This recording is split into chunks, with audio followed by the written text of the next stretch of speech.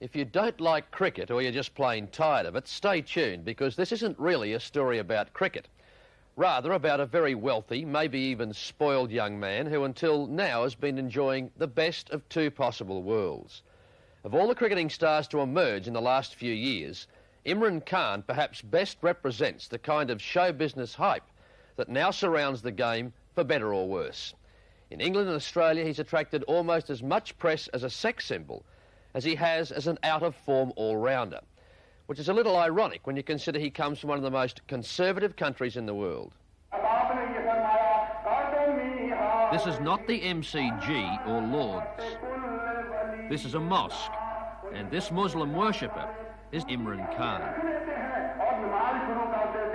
Pakistan is one of Imran Khan's two worlds. This is the other.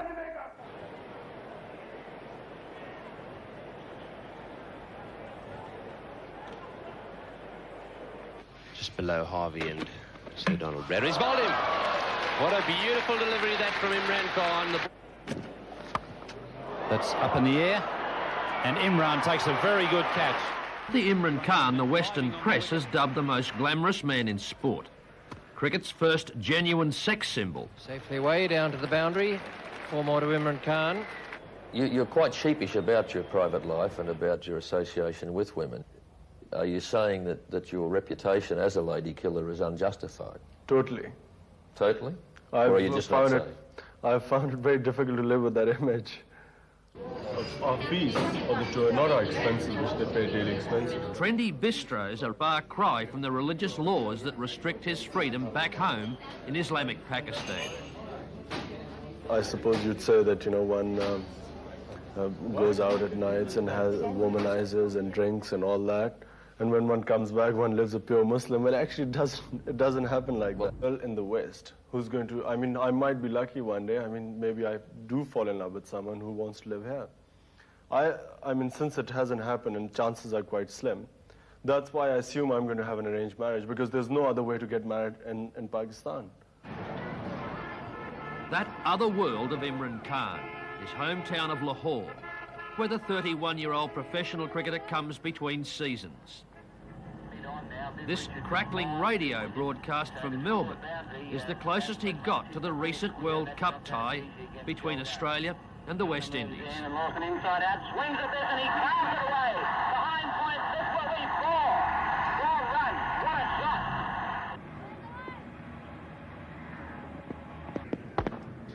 Back home at his old family club, he's cautiously keeping his batting in touch while his stress-fractured shin slowly mends. One of cricket's brightest stars admits there's a very real cloud over his career. How would it affect you personally if your injury was so bad it didn't heal and you weren't able to return to the game the way you played it before? I think I would have to leave the game then. I'd much rather leave it than keep lingering on. In fact, this past year has been very, in a lot of ways, has made me aware of what I must start thinking of and what I must do if I'm not playing cricket. And I've been trying to prepare myself. I think I'm more equipped now to deal with a life without cricket than it was before. Hello. Huh? Yellow. Yellow, Shahid? Yellow. If Lahore has a dress circle, Zaman Park, where Imran Khan grew up, very comfortably, is it. For generations, all the men and boys, brothers and cousins in the cricket-crazy Khan family have picked up their first bat and ball to play on this neighbourhood pitch.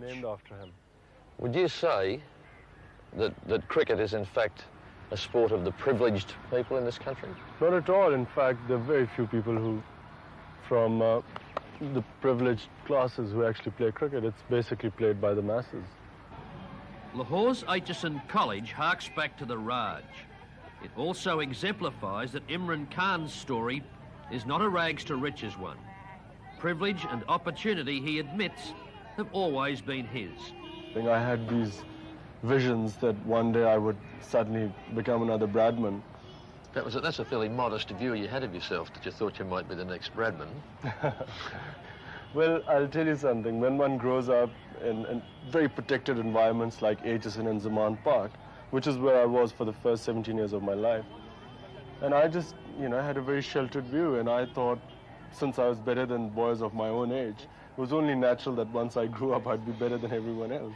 How close to being the Bradman of Pakistan do you reckon you became?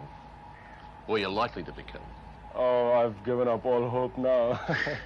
In fact, even now, I think of myself mainly as a bowler who can bat. So you'd regard yourself at least as being a better bowler than Bradman was? Well, certainly a better all-rounder. From the playing fields of Pakistan's Eton to Oxford, where he graduated in politics and economics, as well as cricket. In a way, it's hard to imagine that a man like you, educated as well as you are, and going to Oxford successfully, could find cricket satisfying. Surely there must be frustrations in it for you.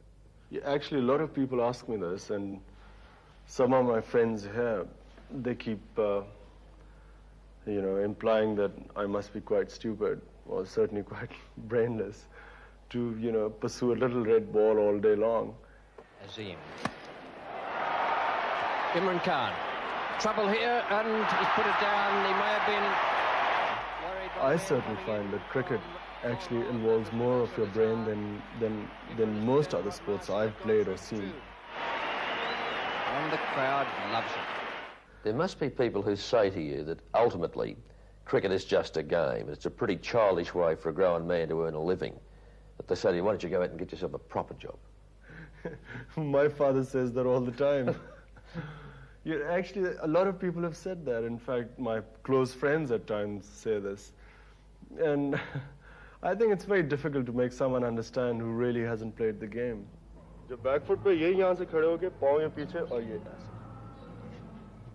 Well, it's certainly, there's so much glamour attached to cricket. It's just like a man from a poor family or poor background or deprived background wanting to be, dreaming of being a film star. It's the same sort of thing. Cricket means glamour and it means finance, also, although they are misled somewhat in that respect. But it certainly means, being in the public eye, and that's one way of becoming a national figure.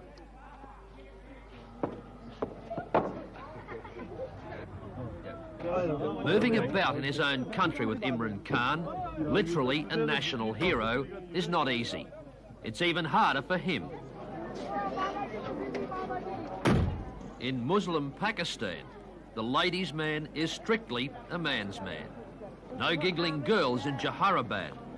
At home, Imran is an idol in a land where poverty and oppression give 82 million Pakistanis little to get excited about. In Western terms, he's a pop star, a movie star, and politician rolled into one.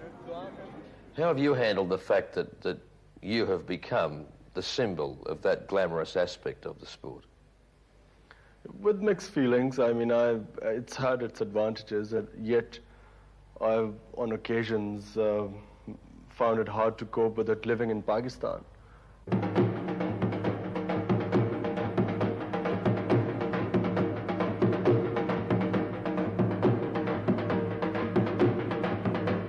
Imran Khan is a Pathan, ruggedly independent tribesman originally from the frontier province near the Khyber Pass. Pathans are riflemen, fighters, and hunters.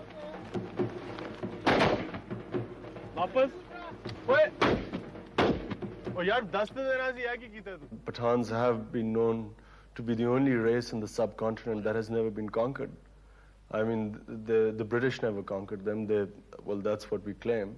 So you'd say that they're a very proud people? Yeah, and they've got a tradition of, being very warlike. The Russians are finding that out. You're quite obviously a proud man, but it could be said that sometimes your demeanour on and off the field borders on arrogance.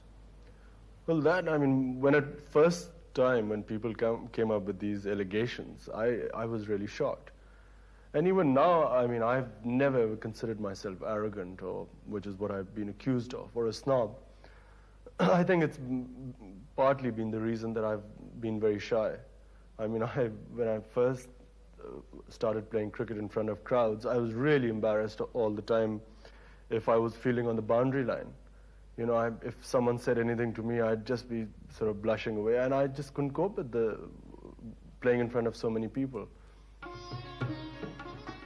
Imran Khan is not shy about his privileged life in Lahore.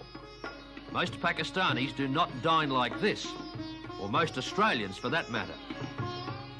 To suggest that Imran is caught between two worlds, between two absurdly different cultures, is not only obvious, but uncharitable observers might say there's a touch of hypocrisy about his double life. You don't change your moral standards when you come home? No, not at all. I mean, the culture here has existed much before, you know, when the people in England were living in caves or in the West. And, you know, and therefore, it's not that easy to impose Western values here. People often talk about a man like you being torn between two cultures, between two value systems. Do you feel that way at all? The one thing that I have decided is that I want to live in Pakistan. And therefore, I did say that chances are I'm going to have an arranged marriage. Because even if I fall in love with a girl abroad, chances are she's not going to come back and live with me here. Or even if she does, it'll be a very short-term thing. Because it is actually expecting too much for a girl from the West to live in a culture like this. What can Imran Khan do other than bowl fast and hit a cricket ball pretty hard? You really make me sound as some sort of an idiot. All I know is that something which I do must have some sort of challenge in life. Because otherwise, I mean, if there's nothing worse when I think of myself, say 4 years later, sitting behind a desk and just, you know, working 9 to 5, picking up a packet of pay at the end of the month. I mean, I'd die, I think. Hello, I'm Tara Brown. Thanks for watching. To keep up with the latest from 60 Minutes Australia, make sure you subscribe to our channel. You can also download the 9Now app for full episodes and other exclusive 60 Minutes content.